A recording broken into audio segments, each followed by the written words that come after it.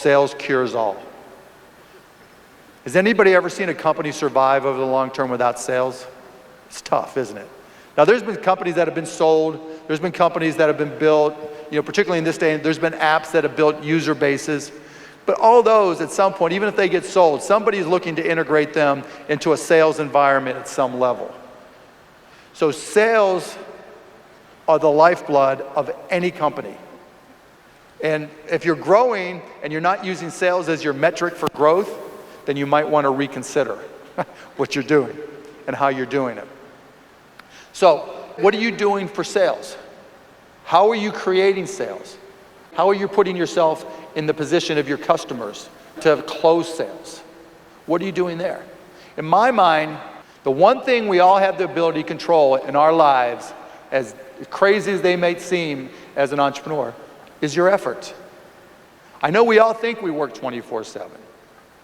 And it feels like we work 24/7. But in reality, you get to control not just how many hours, but where you put your hours. And so when you talk about growing, how are you allocating your time? And how much of that time is allocated to sales? Do you think sales are for salespeople? Or is everything that you do connected to selling at some level? Because if you aren't involved in sales, if you don't make sales a priority yourself, who else is going to take that responsibility when it's all said and done? Because if you don't have sales, whose responsibility is it? It's yours, right? There's nobody else. If you're the entrepreneur, if you're the founder, if it's your baby, right? It's naked. Your baby's running around naked because you're not selling anything. And so you have to always realize that sales cures all.